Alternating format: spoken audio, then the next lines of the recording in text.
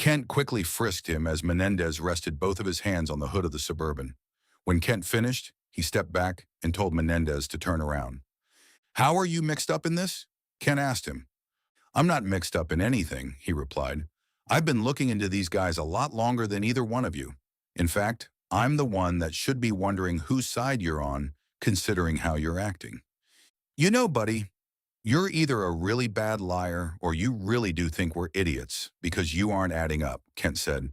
"You run my partner off when he tries to talk to you about Samantha Palmerson, and then all of the sudden seem extremely interested in helping to find her once you hear we're onto some cartel involvement. And just so I can prove what a backward racist I am, you just happen to be from Mexico. You better start coming clean. It's cold out here, and I haven't slept for more than a day. A guy can do impulsive things under circumstances like that." "I'm not here for the Palmerson girl," Menendez said. "Oh, is that right?" Kent said. "Yeah, that's right. I'm here for Maritza Sandoval." Kent looked at me and I shrugged to show I didn't know what he was talking about. "Who's that?" I asked. "She's from Mexico," Menendez explained. "She went missing here in Utah about 6 months before Palmerson disappeared. She's the daughter of a family friend. They asked me to try and find her when they found out I was a cop here in Salt Lake." "What kind of bullcrap cover story is that?" Kent said derisively. "It's the truth," Menendez said. "I've been trying to get my department, other departments in Utah, even the feds to try and find her. I met nothing but dead ends or half-hearted attempts. So I went to the media.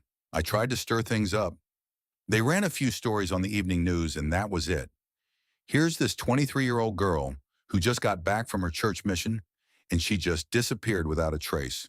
Right here in Utah. They dropped it after a few weeks." "Do you mean an LDS mission?" I asked. "Yeah, like the Mormon guys on the bikes. Except for girls, and I don't know. I'm Catholic, but you guys probably know what I'm talking about." I nodded that I did. Ken only stared back at Menendez with derision. His story was stirring a remote memory for me. I remembered seeing billboards in Utah and Salt Lake counties. "Didn't someone claim to see her kidnapped?" I asked Menendez, the memory starting to come back to me. He looked at me and his eyes widened a little. "Yes, it was real similar to Palmerson. Two Hispanic-looking guys walking with her on Center Street in Provo, and her crying and looking upset. It drove the family crazy. That detail, I mean. It's why they contacted me to help, and why they were willing to spend the money on the billboards." Menendez rested against the Suburban and ran his right hand through his hair, now not even looking at us as he became lost in his own memory. He looked toward the east and the mountain range that spanned the west side of Salt Lake County. "I can't tell you how many hours I've spent interviewing people all over Provo and Salt Lake following down false leads and rumors. I know about the Panaderia and the trailers. At least I heard rumors from people about them. I could never find the trailers, though. That's what got my attention." He looked at me as he said this. "When you mentioned the trailers, that's what made me listen. When I checked into you guys and saw that you are both legitimate private investigators, I decided to take a chance. I figured if you guys really found them, I'd come out here and take a look myself. But like you said, you're a cop. Why wouldn't your department take a reported kidnap seriously?" asked Kent. "I never said they didn't take it seriously," Menendez replied. "But it's like with this girl you're looking for. They can only look for so long. Policing is about keeping the system running. It's about keeping the whole body safe, not individuals. If a missing person isn't found within the first few days, and if the trail grows cold, we move on. It's just how it is. There's only so much money and so much time." "Why did you act so weird when I first asked you about Samantha Palmerson?" I said. "I didn't have any idea who you were," he said. "You were some strange guy out of nowhere asking me about a missing girl that I had arrested 3 years ago. I thought it was the department checking up on me. I caused a lot of trouble for myself when I went to the press about Maritza. I served a tour in Iraq and received a Purple Heart for taking an AK round in my thigh. I've been a cop for 7 years and received a meritorious award for stopping an active shooter situation, and here I am in the armpit assignment of the SLC Police Department and socked away so I can't cause any trouble. That's why I thought you were from the department. They've done stuff like that before." I looked at Kent. He didn't seem totally convinced that Menendez was okay, but his demeanor had definitely calmed some. Menendez studied Ken and I, and he noticed his words were having an effect. Look, you guys searched me and didn't find any hidden weapons. Can you at least stop pointing the handguns at me? I looked down at my own and suddenly felt ashamed. I lowered it and pointed at the ground. Kent noticed me lower mine, and after a few seconds lowered his as well. So now what? What are you out here to do? Kent asked Menendez. Can't answer that until I see these trailers. Where are they? I was wondering the same thing and looked at Kent for an answer. Kent gestured toward the southeast. About a half-mile further that way. Let's drive the Bourbon to where I parked the Expedition. Kent got in the driver's seat and I got in the back, forcing Menendez to sit in the passenger seat. I was about 90% confident he had told us the truth, but I still didn't want him sitting behind us. I also wasn't willing to give him his gun back yet. Kent drove a few hundred feet down the road and then banked sharply to the right and straight into a copse of trees. The Expedition was parked under two juniper trees, their branches concealing the truck completely from the road. Kent shut the Suburban off, then shifted sideways in the seat to look back at me as he dug into his pants pocket. He brought out the ignition key to my Expedition and handed it to me. You should be shot for how much you neglect that thing, Kent said. I'm amazed it even made it out here. I ignored the comment as I put the key in my own pocket and looked out the windows at the surrounding landscape. Straight ahead of us, the train made a sudden rise. That way, I'll bet, I said. Kent looked ahead and nodded, then opened the driver's side door and exited the truck. I got out, and Menendez did the same. Kent began walking, and we all started climbing the small hill. Chapter 18. As we neared the top, Kent motioned for us to crouch down. It's right over the other side, he said. We need to approach the top on our bellies. For real? I asked despondently after seeing the mud and snow mix at our feet. Yeah, Kent answered. It's seriously right over the other side. We'll practically be looking down on top of them when we get up there. All three of us laid down on the muddy surface. I let out a small groan as the front of my parka immediately became drenched in ice-cold water. Stop whining, Kent said as he began crawling. As I crested the top, I saw a brown tarp Kent had laid out with a sleeping bag on top of it. Kent stopped on top of the sleeping bag and waited for Menendez and I to join him. He wasn't joking about us being right on top of them. I pressed down more when I saw the trailers less than a quarter of a mile away. The trailers were parked in a semicircle, each one coupled to a pickup. People were walking around the trailers, and men were standing by the vehicles. Kent was right. All the trailers and pickups looked almost new. Who are those guys? I asked Kent while gesturing toward the men gathered around the vehicles inside the semicircle. Gotta be customers, he said. None of them are allowed into the trailers on their own. As we watched, a door opened on the middle trailer, and a young Hispanic woman dressed in a black mini dress and high heels emerged, followed closely by a man who looked like he spent a lot of time lifting weights. The two of them walked to the trailer on the north end of the semicircle and went inside. Kent reached into a green canvas day pack that was lying next to the sleeping bag and brought out a pair of binoculars. See that guy in the red Ford F-150 attached to the first trailer? Kent asked as he handed the binoculars to me. I looked through the binoculars and zeroed in on the pickup. I could see a bearded Hispanic man slouched down in the driver's seat with his eyes closed. Yeah, I said, I see him. There are two other guys that change off with him every hour, Kent said. They'll come out of one of the trailers, walk around the perimeter, then switch places with whoever is in the pickup, and that guy will go in one of the trailers. Let me see, Menendez said as he held his hand out for the binoculars. He studied the trailers. Is that the only guards you've seen? Kent didn't answer until it became awkward enough for both Menendez and I to look at him. Kent kept looking at the trailers below and didn't seem to notice or care. Menendez gave me a "what's his problem" expression, and I shrugged to show I didn't know. In reality, I knew Kent was ignoring him because he didn't trust him. I thought Menendez had asked a good question, so I asked Kent the same thing. Yeah, that's all I've seen for the last hour, he answered.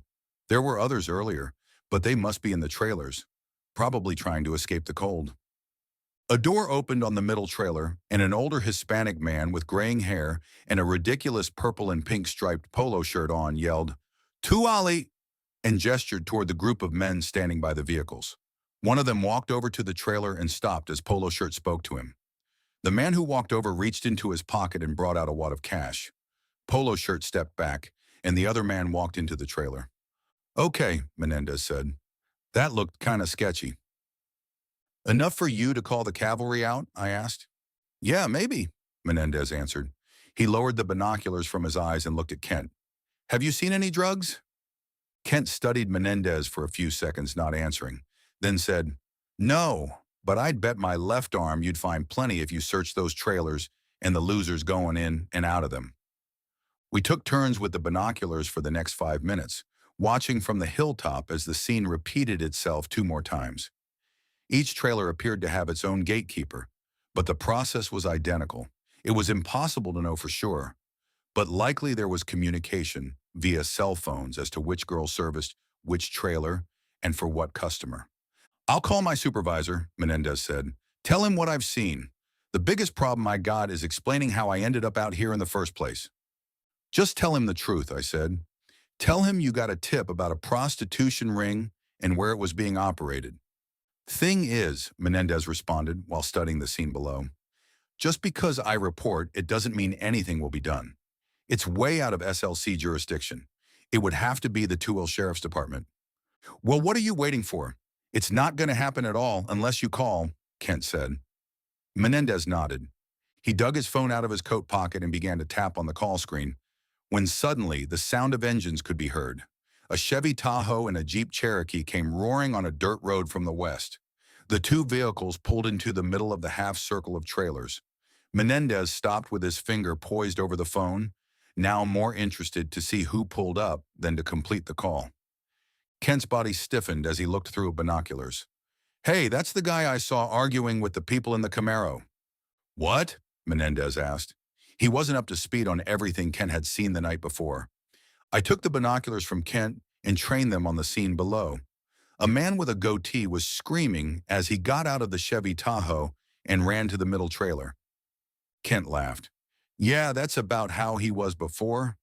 I think he might need some anger management classes. Two other men got out of the vehicles, one wearing a blue hoodie and the other wearing a white short-sleeve shirt. They ran to the other two trailers. The man with the blue hoodie went into the front trailer, and the one wearing short sleeves went into the back trailer. Hold up, Menendez said. Let me see the binoculars. I handed them over, and Menendez brought them up to his eyes. You gotta be kidding, he said. What? Both Ken and I said, almost simultaneously. Menendez didn't answer immediately, but he smiled as he looked in the glasses. Eventually, he handed them to Kent. See that guy that just got out of the Jeep? Menendez asked. The one wearing the blue hoodie and black jeans? Kent looked through the binoculars for a few seconds. Yeah. Menendez laughed a little and shook his head, as if he had just been told a funny joke. That's Francisco Lopez, he said. He's a known member of the Florencia 13 gang in Salt Lake. The guy with the goatee is Miguel Calvo. He's the head guy. I busted him for peddling Mexican tar a few years back.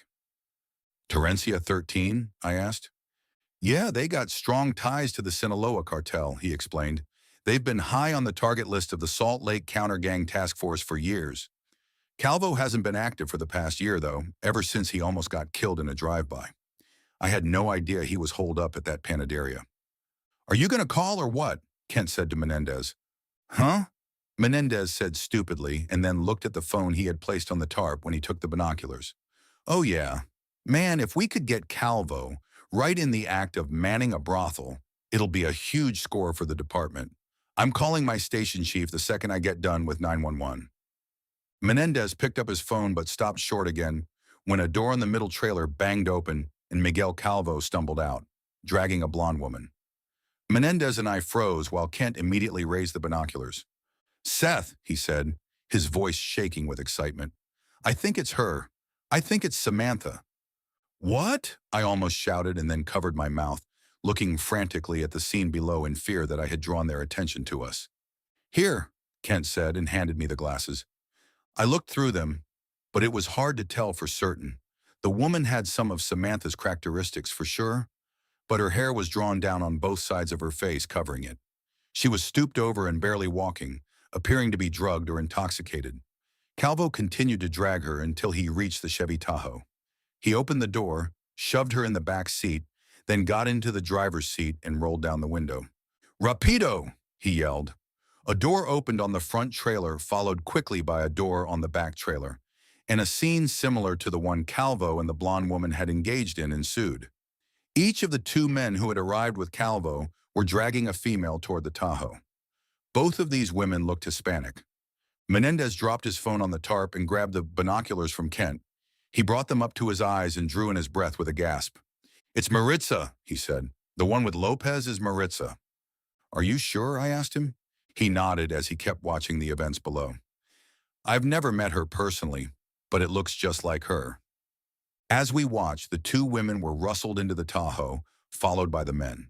The vehicle started, and a mixture of mud and snow flew out in a fan of spray from the back tires. The Tahoe sped down the muddy road, back in the direction it had come, followed closely by the Cherokee. Kent let out a shout of frustration as he immediately jumped up and began running down the hill toward the parked Expedition and Suburban. "Kent!" I yelled after him and stood to follow. Then I heard a shout that was quickly followed by what could only be a gunshot. I felt something pass overhead. A bullet. I looked back over my shoulder at the trailers below. The scene resembled a disturbed ant hill. The men who had been standing among the parked cars were suddenly running and jumping into the vehicles. The doors on all three of the trailers opened, and men with various firearms exited. The man who had been slouched down earlier in the red Ford F-150 was pointing a black handgun in our direction. A small flame erupted from the front of the weapon, and the air again filled with the piercing crack of a gunshot. "Get down, man!" Menendez screamed. He pulled at the bottom of my parka, causing me to lose balance and drop to my knees. I again felt the swish of a bullet passing over my head. It only missed my head because of Menendez's fast reaction.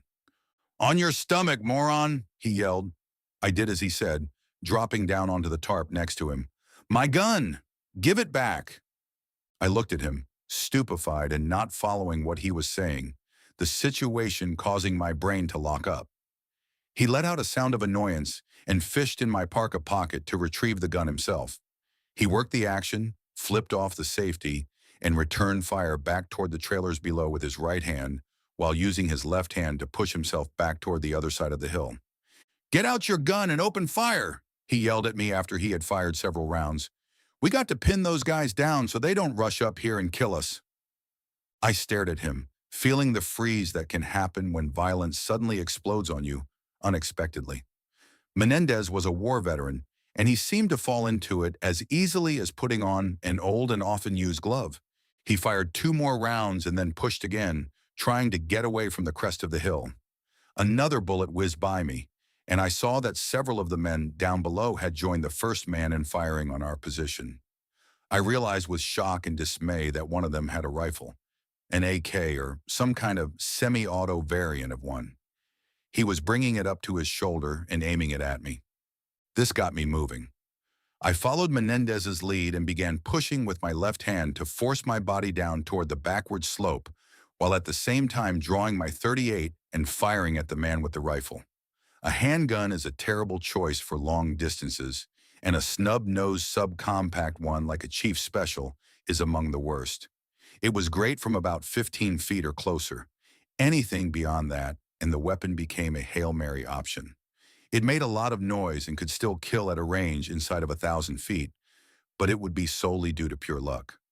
An AK-47, however, was a different story.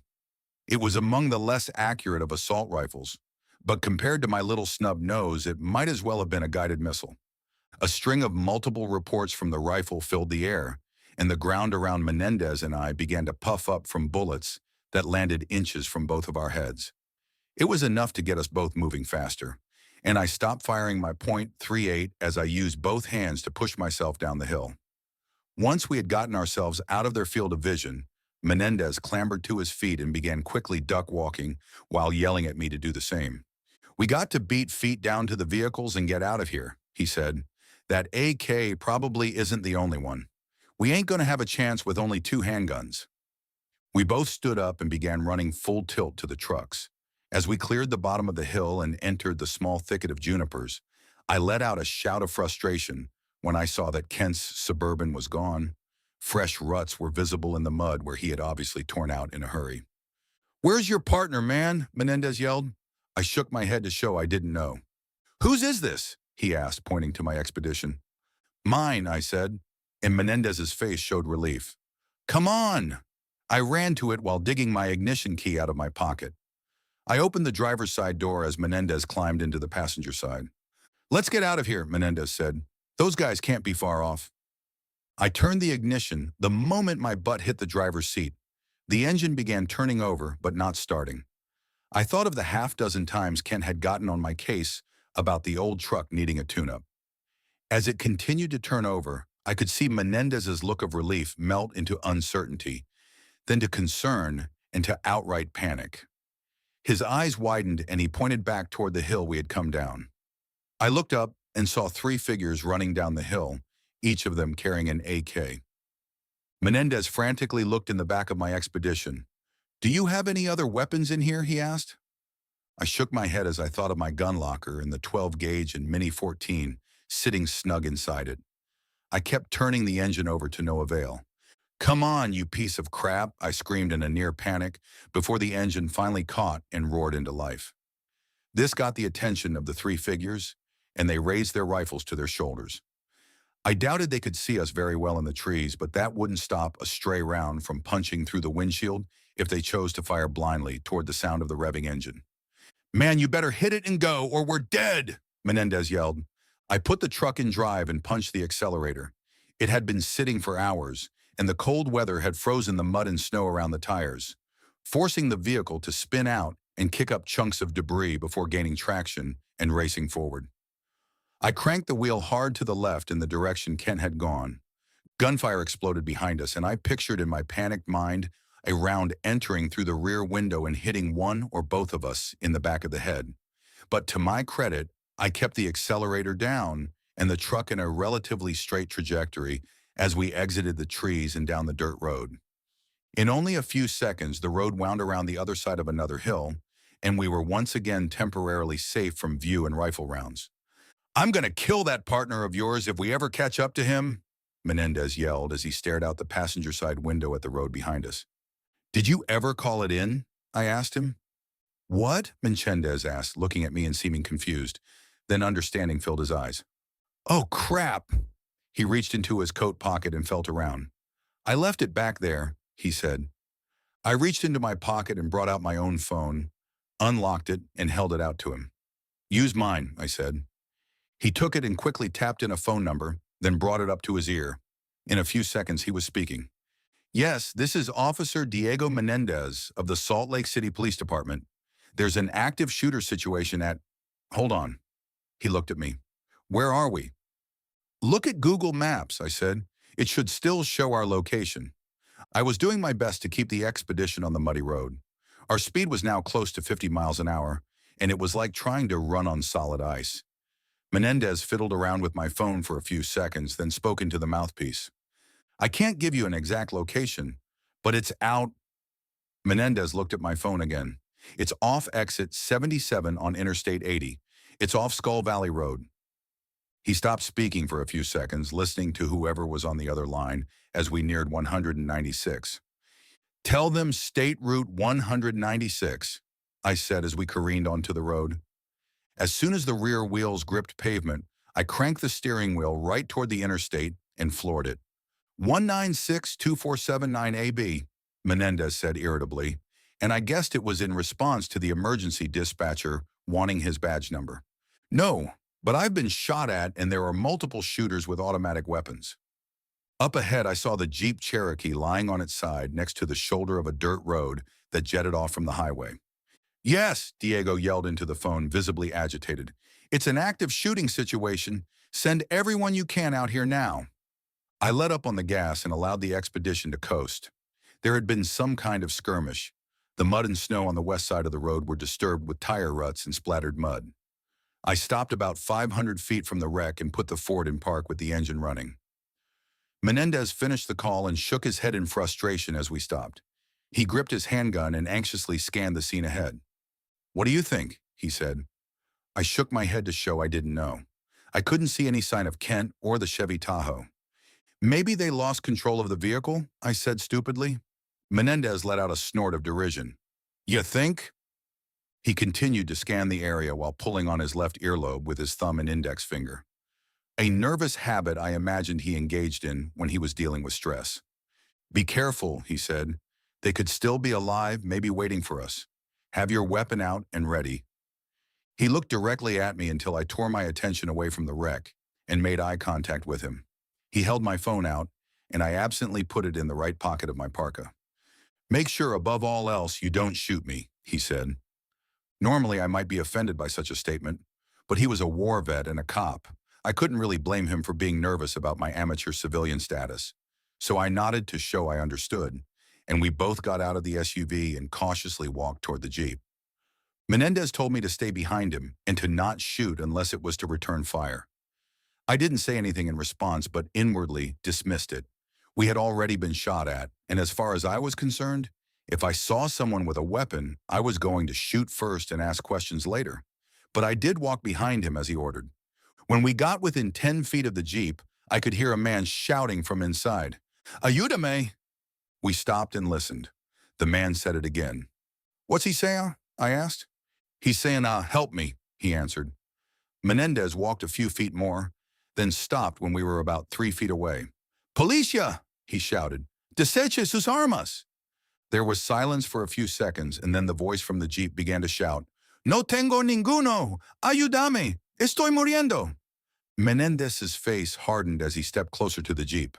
"Keep a bead on the Jeep while I look inside, Army," he said, and I nodded in response. I walked around the overturned truck until I could see the interior through the windshield. I could see a man in the passenger seat. His eyes were closed, and his face was covered in blood. "Show me your hands!" I screamed. The man opened his eyes and looked at me. Menendez had spoken in Spanish, and I wasn't sure if the man knew English. But having a gun pointed at you is pretty universal in its meaning. His opened eyes turned into panicked saucers as he raised his hands and began shouting, "No dispara me!" Menendez climbed on top of the overturned vehicle and then climbed down through the driver's side window. I kept my .38 trained on the injured man as I watched. The two talked with each other for a few seconds, their voices muffled by the glass. Finally, Menendez motioned for me to come closer. I walked over and climbed up like Menendez had done. "What's up?" I asked Menendez. The injured man looked at me, his eyes still wide with pain and fear.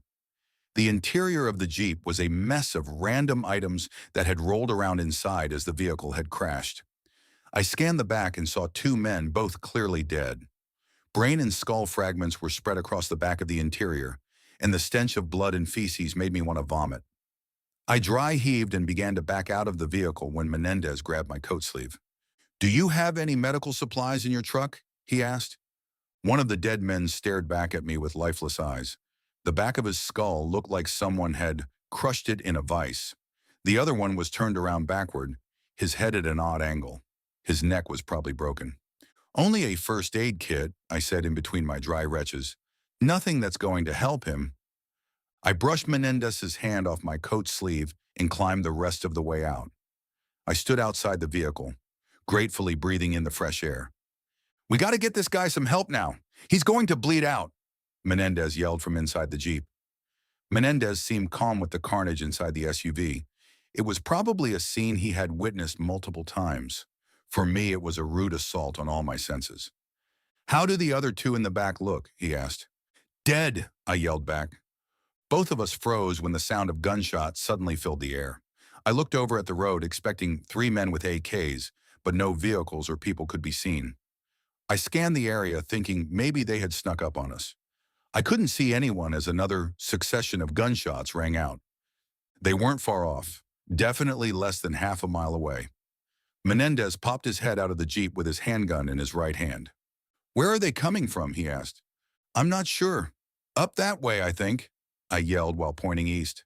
"They're not meant for us. I'll bet it's Kent trading rounds with the guys in the other vehicle." I was about to say we needed to help Kent, but I shut my mouth when Menendez began shaking his head.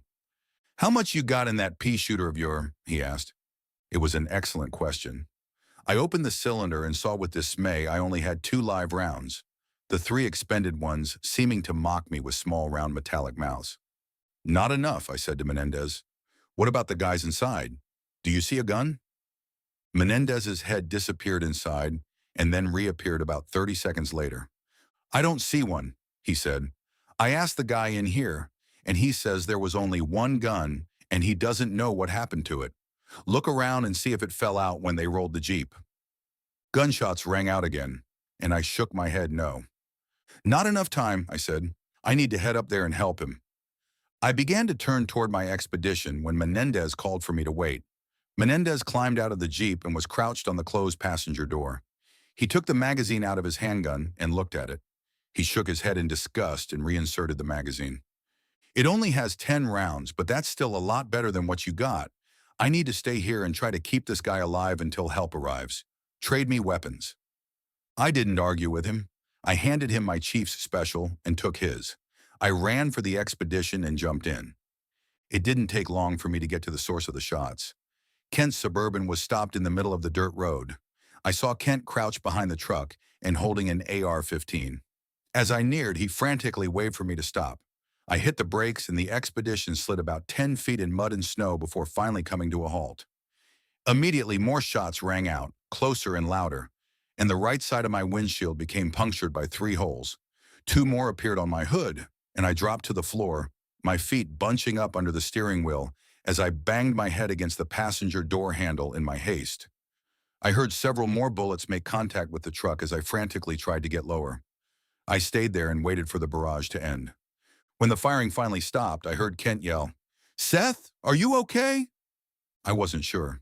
I looked over my body to see if I had any new holes. I couldn't see anything. "Yeah, I think so," I called back. "You think so? Are you okay or not?" I found myself feeling annoyed by the question. "You mean for someone who just got shot at by an AK? Well, I'm not dead, and I don't have my intestines falling out. So yeah, I guess I'm fine." I thought I could hear him say, "baby," under his breath and was about to erupt in some name-calling of my own when he interrupted my thoughts. "Well then, climb out the passenger side and make your way over to me," he yelled. "Are you nuts?" I thought. I looked around the interior of the vehicle and became mesmerized by a bullet hole in my roof, sunlight peering in from an area that had been solid metal only seconds earlier. "Wait a second," I heard Kent yell. Not a problem, I thought. My phone suddenly began ringing, and I fished it from my coat pocket. "Having fun?" he asked. I considered sitting up and shooting him. "No," I said. He uttered a small laugh. I frowned. "I'm really not in a joking mood right now, Kent." He snickered. "I'm going to give you some cover," he said. "When I say go, open the passenger door and run over to me." "Seriously?" I almost shouted into the phone. "There's at least 3 guys out there with AKs. You stay in there, it's only going to be a matter of time before a round finally finds you." As if to prove his point, more gunshots rang out, and 2 more holes appeared on my windshield. "Okay, on your go!" I screamed into the phone and dropped it on the floor. The gunfire stopped after a few seconds, and I heard Kent scream, "Go!" I opened the passenger door and kicked with my feet to force my body out onto the ground. Gunfire erupted again as Kent provided cover. I got up and ran in a crouch to Kent's side as he emptied a magazine from his AR. Almost the second Kent ran dry, there was returning fire from the AKs. Plinking sounds of metal hitting metal could be heard as bullets struck Kent's truck. I hadn't gotten a good look, but I guessed his Suburban resembled Swiss cheese by now. "Glad to have you to the party," he said with a cheesy grin. He dropped the empty magazine from his rifle and inserted another one that he had retrieved from a large blue gym bag he had at his feet. There was another, even larger green one sitting next to it, and he gestured toward it. "I got my shotgun and 100 shells of buckshot and slugs in there. Fish it out and trade up. Go with the slugs first. I doubt you'll hit them from here, but it'll be loud and intimidating." I did as Kent suggested and quickly loaded 7 slugs into the shotgun. I worked the action and injected another one. "Where are the women?" I asked. "Up there with them." "Where is up there?" I asked. "See that section of the hill that has a cliff that kind of looks like a hand sticking out with boulders under it?" I snuck a glance around the back of the truck and saw what he was referring to. "Yeah," I said after ducking back. "They're in there. The Chevy Tahoe is up the road a ways. After the Jeep crashed, they tried to lose me by going off-road. I don't know what they were thinking. It's not like a Tahoe is going to outrun my bourbon in the mud. But anyway, they got stuck in a bog. When I came up on them, they opened fire on me, so I stopped where I am now. I just climbed over the seats and made an escape out the back door. So you had this stuff in there the whole time? I said as I gestured toward the gym bags. He nodded and pinched the bridge of his nose with his right index finger and thumb. I thought we might need it for the Panaderia if we thought Samantha was in there. He shrugged and looked at me. What happened with the Jeep? I asked. Kent broke eye contact with me and made a show of ruffling through the blue gym bag. He retrieved another magazine and put it in his back pocket. I got stuck behind it while trying to catch the Tahoe, he explained. They kept slowing down to give the Tahoe more space to get away. I tried going around, and they'd just move over and not let me pass. He looked me in the eye, and I could see a strange mixture of both shame and defiance. I did a pit maneuver on him. I was amazed it worked. I've only done it in training, and that was years ago when I was working for that big security firm in Colorado. Anyway, it worked just like you see on TV. The Jeep fishtailed and then flipped over on its side. I didn't even slow down. I just sped past and after the Tahoe. That's when the Tahoe turned off and tried to lose me off-road. What's your idea now? I asked him. He scrunched his brow in thought and shifted his feet in the mud. I guess just keep them pinned down and wait for the cops. Let them handle it. I'm assuming Menendez finally got through to someone, he said hopefully. Yeah, he did, but I think it's going to be a bit, I said. I think the closest thing to a police force is the Tooele County Sheriff and the Tooele City Police Department. That's like, what, 30 minutes from here? Kent didn't respond, just raised his eyebrows as he kept loading rounds into a magazine. I peeked around the corner of the Suburban again to get another look. The rock formation above the boulders did indeed look like a downturned hand sticking out, as if the mountain wanted to smash the boulders beneath like a person would to a cluster of flies. The women are alive for sure? I asked Kent. As far as I know, he said. I can't see those guys killing them. They're leverage if nothing else. Unless they've decided they're more liability than leverage, I responded morosely. Kent looked at me for a few seconds, then returned to loading the magazine and shrugged. Can't say, he said. I've tried yelling over to them more than once. All I've gotten in response are gunshots. That didn't seem like a good sign to me, but maybe none of them understood English, except that Calvo had been in Utah for a long time, according to Menendez. He had to have at least a modicum of English skills. I guess they didn't want to talk because they were holding us off to buy time. Kent, I said, and he looked at me. We either better clear out or flush them out and do it quick. Those guys got their own cavalry on the way. At least 3 guys with AKs. That's 6 guys with automatic weapons against 2 guys with a semi-auto AR and a shotgun. There's Menendez, Kent reminded me. Yeah, but all he's got is my .38. They'll probably kill him before they move on us anyway. We can't wait here for the cops. We either bug out now or we move in. Kent looked at me, his eyes jittery as he thought about the 2 options I had laid out. He ran his hand over his shaved head and then smiled. It's worse than you think. He pointed with his thumb at the Suburban. This beast is dead in the water. They've shot out the radiator. Look underneath for a second. There was a large pool of red antifreeze. We could still get a good mile or so before it overheated, I said. Yeah, but with as many rounds as they plugged into the hood, I guarantee you the radiator isn't the only casualty. He looked at my expedition and pointed. Take a look, he said bleakly. My hood had its own share of bullet holes, and the windshield had been hit at least a dozen times. Both my front tires were flat, and the front grille was peppered with another 6 or 7 hits. All it would take was a solid hit to the battery. My SUV was an automatic. A destroyed battery would make it as dead as Kent's Suburban. It might be okay, I said. Kent laughed a little and shook his head. That thing was barely running without a pound of added lead, he said. If we both pile in and it doesn't start, we'll be trapped and waiting like fish in a barrel for the 3 amigos with AKs. Remember what I had to do for you to be able to get out of there. I'm not risking it. We sat and stared at my abused expedition, neither one of us having the guts to say it first. Kent finally showed he was the braver one. We move in, he said. We flush them out, kill them if we have to. Unless you happen to see the disco lights of county sheriff cruisers coming up that road, it's our only choice. How far off do you think the guys with the AKs are? I'm surprised they aren't already here, I said.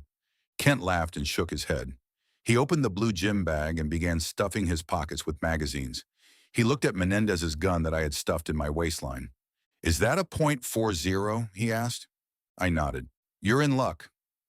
Kent brought out 2 boxes of ammo and placed them near my knees. They were both 25-round boxes of .40 caliber Federal Hydroshock. Load that thing up and stuff your pockets with as many shotgun shells as you can carry. I began doing as he said. He looked at me as he pushed rounds into an AR magazine. You know that breach maneuver we do all the time? Sure, I answered. My hands were shaking so bad I could hardly insert the now full magazine into Menendez's gun. Kent looked at my hands. Look me in the eye, man. When I did, I saw bravery, not carelessness that some people mistake as bravery. Kent was scared. I could see his fear, but it was a fear that he had control of. He was going to do something that could end his life, and was going to do it anyway. Breathe in slow and easy, Seth, he said. We've faced danger before. We've apprehended people who we knew had guns. We can do this. These guys are just people like you and me, and they can die too. That means they're scared, just like you and me. I nodded. I found breathing difficult as my heart raced in my chest. Now that breach maneuver, Kent continued. I fire 3 rounds and you move. You fire 3 rounds and I move. I looked around the side of the truck again and saw we had almost 300 feet before we could reach a cluster of large rocks. He looked where I was staring and nodded his head. Yup, he confirmed. That's our first target. If we can make it there, we can make it the whole way. Look past it. It's only a few hundred feet further, and we're at the outcropping of boulders. We'll breach it like a house. It'll be just like we always do. I laughed out loud at this and wanted to shout, this isn't anything like we always do. But I didn't. What good would that do? This was our only chance, and I knew it. As I finished stuffing shotgun shells in my pockets, I crazily thought of my brother who had died in Iraq. Considering what had happened to him, that should have increased my panic. But strangely, it calmed me instead. He had died fighting for something he believed in. As much as I came to disagree with the fiasco in Iraq, and as much as I now resented those who sent him there, I had always found a measure of comfort in knowing it was something he had believed in and gladly sacrificed for. I was now going to endanger my own life. I could easily die. In fact, I probably would. I knew nothing of combat tactics, but I knew Kent's idea of approaching their position was suicide. But I would be doing it to try to save a woman named Samantha Palmerson. I finally got done stuffing my pockets and thought I now knew how a squirrel must feel right before hibernation. Kent had the same appearance as he bristled with AR mags stuck in all 4 pockets of his jeans and both pockets of his coat. You ready? He asked. No, I answered and then grinned. He smiled back for a second and then grew serious. You go first because I got a better chance of covering for you. You're going to need to use Menendez's handgun until we clear that first set of rocks, since the scattergun isn't going to do anything from this distance. If we're both still alive at the cluster of rocks, I go first toward the boulders, and you cover me. Agreed? I nodded. Remember, fire 1 round every second, Ken said. When you've fired 3, stand and run to the next position. When you hear that I've fired 3, drop to the ground and fire 3 to give me cover. Just like that. Repeat and repeat until you make it to the first set of rocks. I nodded, thinking again that I was a fool, but there was no way I was going to freeze up now and let my business partner and friend do this on his own. Go, he said, and I ran for the cluster of rocks. Chapter 19. 1. T felt like the longest 3 seconds of my life. I barely heard the shots from Kent's AR, and my vision seemed to shrink to a small point ahead of me as I ran as hard as I could. I kept expecting to feel the trauma of an AK round in my chest, or immediate blackness as one penetrated my skull. After the 3rd round from Kent's rifle fired, I dropped to my belly and fired a round from Menendez's handgun. I counted in my head like a schoolchild in a game of hide and seek. 1 Mississippi. Fire. 2 Mississippi. Fire. 3 Mississippi. Fire. Kent dropped on his belly next to me while almost simultaneously firing a round. I got to my feet and ran to the rock cluster. I reached it, still not shot or even shot at as far as I could tell. I began firing and Kent was at my side within seconds. So far, no one from the group of boulders had fired back. I unslung the shotgun and fired a slug as Kent stood and ran for the group of boulders. He reached the rock formation and slammed his back against a boulder. There still hadn't been any return fire. I tried to put Menendez's handgun back in my waistband and couldn't do it due to the adrenaline pumping through my system. I dropped it on the ground, stood, and ran for the boulders as Kent began to fire rapidly into a gap between the boulders. I was next to Kent in less than 5 seconds, and we moved immediately in a breach maneuver we had practiced probably 100 times. I went first with the shotgun, and Kent followed close behind with his AR pointed down, ready to bring it up if needed. I cleared the boulder and somehow had the willpower to not pull the trigger when I saw 3 figures standing less than 2 feet away. It was all 3 women, and I almost shouted in ecstasy when I saw one of them was Samantha. All 3 screamed when they saw me and cowered back. Samantha put her hands out and yelled something at me. It sounded like gibberish.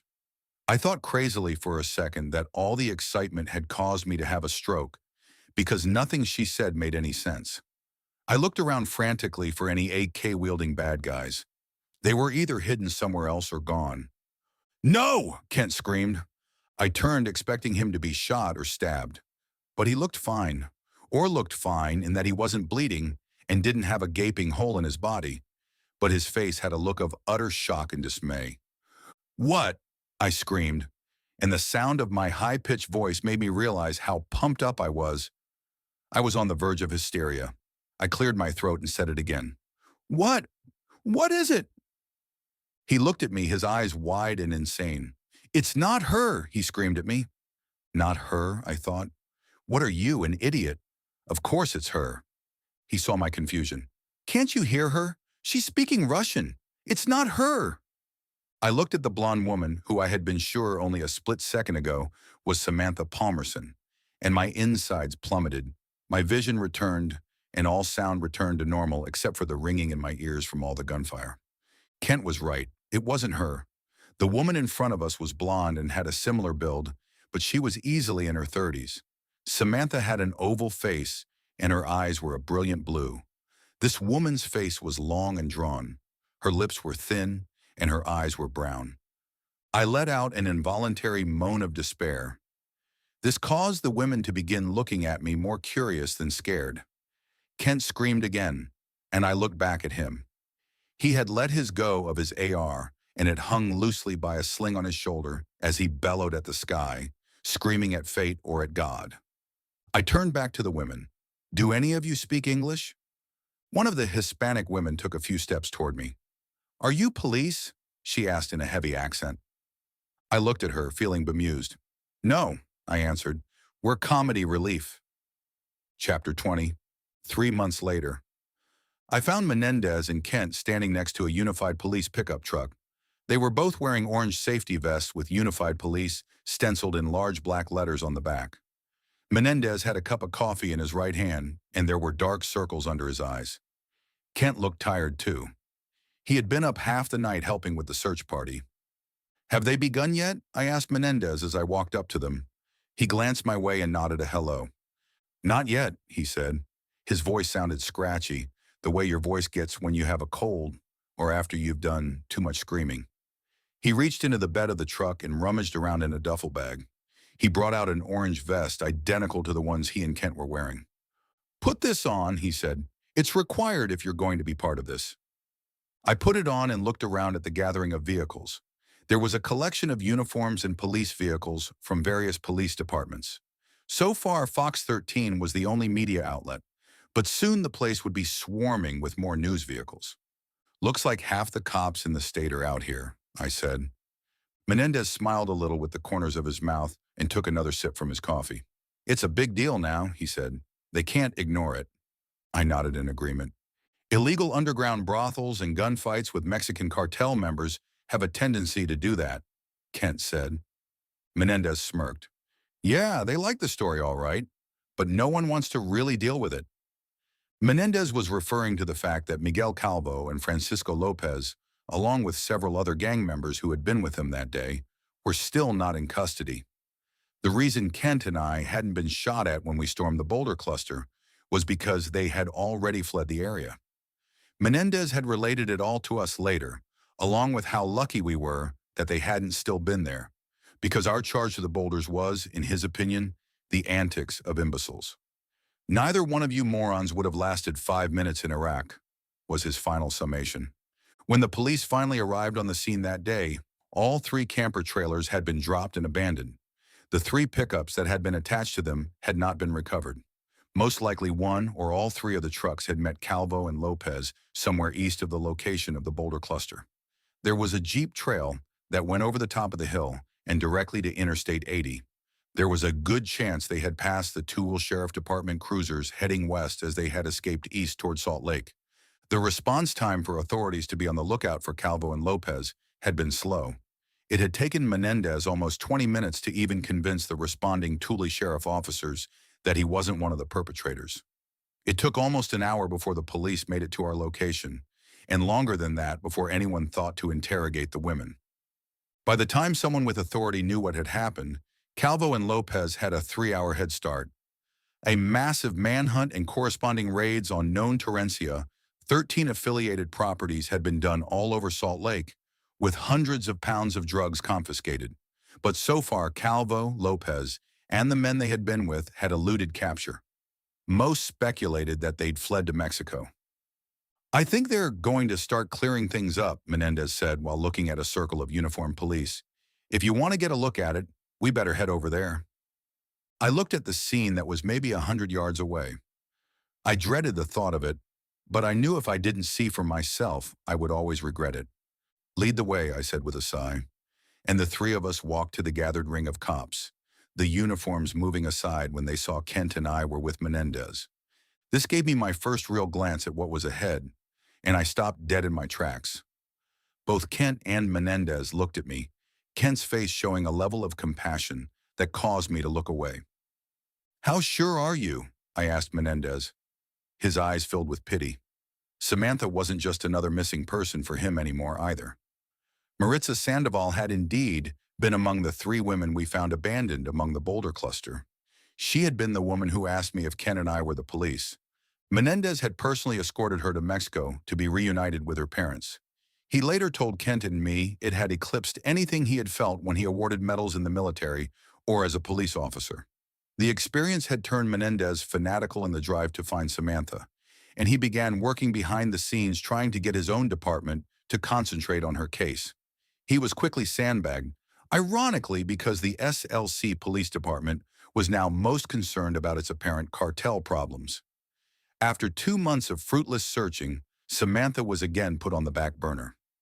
By the end of February, Ken and I had started to reach a state of despair, thinking her fate would be a forever unknown, when 2 people stirred everything back up. Whatever her failings concerning Samantha may have been before, Professor Karen Ross more than made up for them when she called a press conference to relate what she knew about Samantha Palmerson and the cover-up at BYU.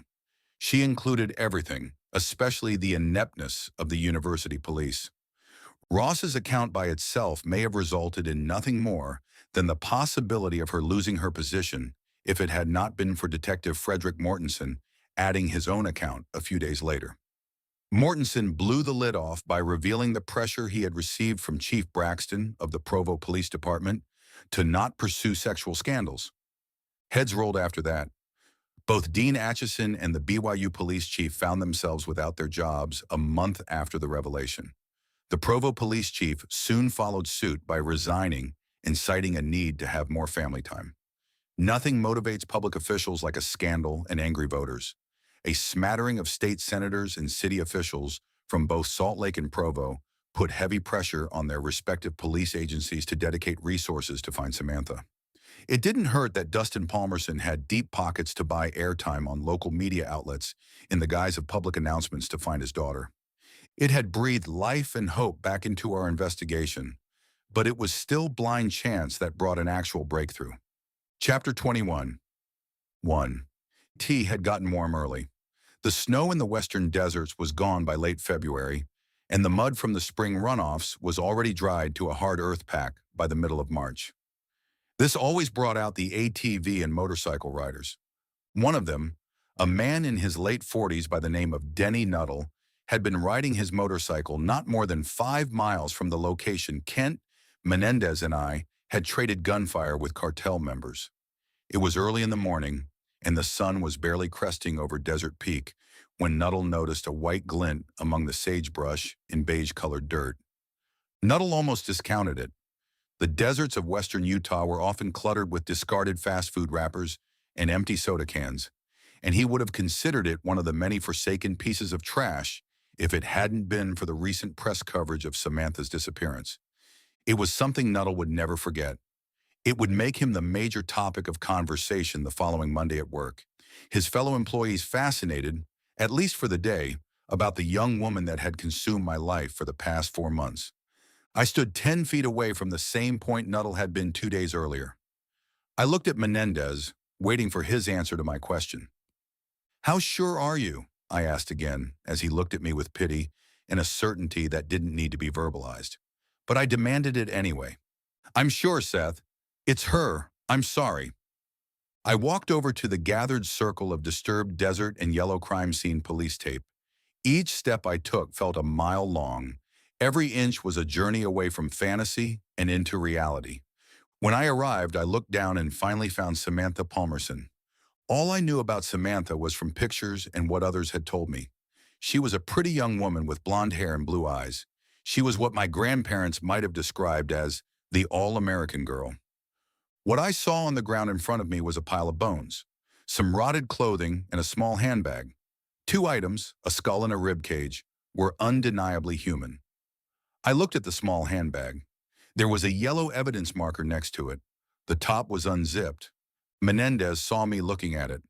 There was a note inside. It was folded up and in a Ziploc sandwich bag. He had a sheepish appearance as he continued. Inside the purse is what you might expect. Makeup, gum, keys, that sort of thing. There was also a small brown medicine bottle. Percocet. The prescription on the bottle is for Dustin Palmerson. It's empty. "What did the note say?" I asked from the other side of a tunnel 1,000 miles long. Menendez looked around nervously, and I noticed a man in a white shirt and red tie watching us. Menendez motioned with his chin for Kent and I to follow him, and we began walking back toward our cars. "That's Detective Bert Johansson with Provo Homicide," Menendez said as we walked. "I guess he's out here to make sure everything goes well for their department." He said this with some bitterness in his voice. I looked around and couldn't see Mortensen. "Why isn't Mortensen here? It was his case." Menendez smiled. "You don't get bureaucrat politics very well if you need to ask. Mortensen is now on a crap list. He was here last night right after the homicide team assembled, but Johansson over there replaced him this morning." Menendez motioned for us to stop, and then he stepped in closer. "Mortensen took this and sent me a copy before Johansson got here," Menendez said under his breath. "He said he wanted to make sure you saw it." He handed me his phone. I looked at the screen and saw a picture of a piece of paper. "It's the note she left. It'll close it all for you, I think." "You already read it?" I asked both Menendez and Kent. Menendez nodded while looking at the ground, and Kent only stared back with a look of acceptance and surety.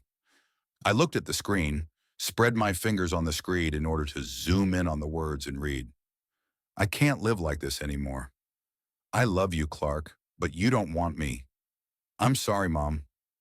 That was it. A whole life summed up in 3 sentences. Menendez cleared his throat. "Nothing is final yet, of course, but I've been in earshot for most of the conversation between the homicide guys and the coroner. They feel pretty confident she hitchhiked or found some other way out here the night she went missing, walked to this spot, took the pills, and laid down until she OD'd." I didn't want to hear any of it. I clenched my jaw and shut my eyes as he spoke. He continued, his voice low and soft when he saw my reaction. "Something else might come up later, but that's a pretty solid take on it." It was warm outside, probably close to 70 degrees, but I was suddenly stone cold. The sun seemed dark and the air dank with decay. I handed Menendez his phone and began walking to my car. "They're probably going to have some questions for you," Menendez said as I walked away. "You got my number, Diego," I replied and kept walking.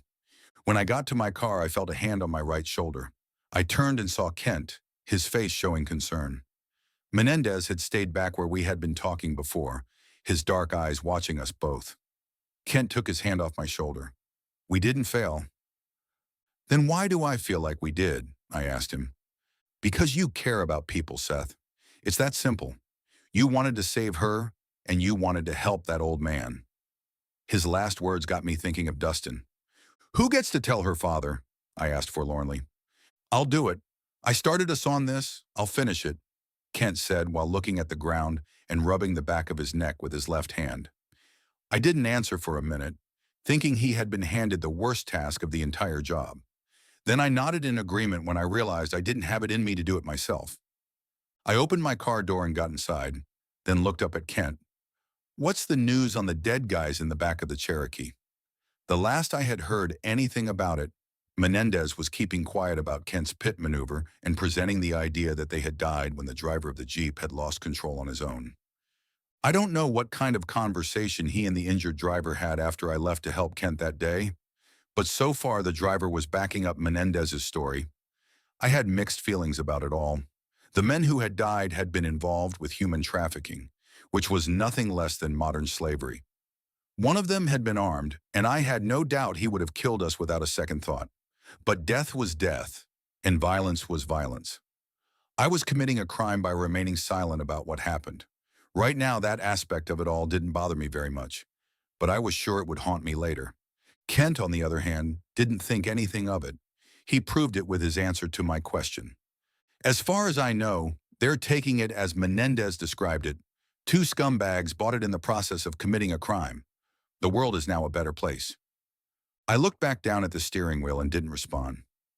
What was I supposed to say to something like that? Something else Menendez told me before you got here, Kent continued. I rubbed my temple as I felt a headache beginning to set in. I was too drained to hear any more bad news, and Kent's tone told me I was about to be hit with some. What is it now? I asked. He thinks someone tipped Calvo off about us going out to those trailers. I stopped rubbing my temple and looked back up at Kent. Why does he think that? Kent pinched his nose and scanned the parking lot as he answered. The way he and those other guys came tearing in there, just after you and Menendez showed up. Then they immediately start grabbing the girls and make a run for it while the whole place goes on alert. It makes sense. Who does he think tipped them off? Kent shook his head. He doesn't know. It could be federal or local. After you talked to him at that Carl's Jr., he ran both our names through law enforcement databases, along with recent tips about mobile prostitution setups. He thinks someone already had an eye on us, and when he did the scan, it was the final straw that got them moving. Could just be paranoia on Menendez's part, but he thinks we need to watch our backs. It fits with what happened to Jepson and his brother too. That's just too much of a coincidence in my eyes. Kent was referring to their deaths following so close to the brothel operation being brought to light. During the first few weeks of the hectic drive from law enforcement to uncover more cartel activity, Jepson had turned up dead in the Nogales jail cell where he was being held. The Mexican authorities had called it a homicide by an unknown fellow inmate. One morning, Jepson had been discovered stabbed to death and curled up in the fetal position on the floor of his cell. 3 days later, his brother was found dead from blunt force trauma in the middle of 45th South in West Valley. His injuries had been concurrent to an auto and pedestrian accident, and initially his death was ruled as a hit and run. But after the initial autopsy, it was suspected he had been killed earlier in a different location, and his body had been moved. The brothers were both drug addicts and known petty criminals to the numerous law enforcement agencies. Little had been done to follow up on the causes of their deaths, and Kent and I believed no one would ever know what really happened to them. We would also never know how and why Jepson and his brother had possession of the jewelry and the letters. Kent had secretly given the bracelet to Menendez, who then returned it to Maritza, but the other items were still in our possession. I had argued for getting rid of it all, but Kent overruled me and was hiding it in a location only he knew about. He thought it might come in handy one day if whoever was working Calvo ever decided to reveal themselves. I turned my attention to a spot on my steering wheel and didn't respond to what Kent had said. Kent stood looking at me. "Are you okay?" he asked. I shrugged my shoulders, still focused on my steering wheel. "We did what we were hired to do, Seth," Kent said, still looking at me. "We found her. That's what we were hired to do, and we did it." "Yeah," was all I said, and I shut my door. Kent watched me as I started my car and drove out of the parking lot. I looked back for a split second and saw that Menendez had walked over to talk to Kent. The crowd was still around the scene of Samantha's remains while two just-arrived local news networks set up their equipment. I looked ahead and drove away. I drove south on I-15 with the intention of going home and sleeping for a week. I told myself as I drove that I didn't need to think about any of it. It was over. Samantha was dead, but we had found her. I had done my job. My vision suddenly blurred as I approached Draper. I hurriedly took the exit for 123rd South and pulled onto the shoulder of the off-ramp. I couldn't see anything, and I began to furiously blink my eyes. A feeling like an inflating balloon seemed to swell somewhere in my stomach and rise into my throat. I began wondering if the heart disease that ran on my father's side was going to take me out at the ripe old age of 33. I brought my left hand up to my face and felt wetness. I brought my hand away and stared, marveling as the sun coming in through the windshield gleamed off the sheen of my own tears. I'm crying, I thought, amazed. It was the first time since my father's funeral. The memory of him, the aching need I had to speak to him, caused the balloon inside me to grow and burst. I thought of a ponytailed blonde girl named Samantha running to her father with smiles and laughter as he scooped her up. I thought of an old man in Pocatello, Idaho, looking at pictures and wondering at things that would never be. I thought of my brother whose life was cut short, his death the catalyst for my father to literally die from a broken heart. I thought with shame and remorse of my withdrawal from everything around me when I couldn't deal with them both being gone. I thought of my former wife, my total failure in our marriage, and the children we had once both dreamed of and that now would never be. I began to make coughing noises as the burst balloon expelled its force out of body, and the sheen of tears on my cheeks turned into a steady stream that fell onto my chest. "Oh man," I said among the coughs. "Oh man," I repeated, because nothing else could be said. What else could I do? When they got you, they got you.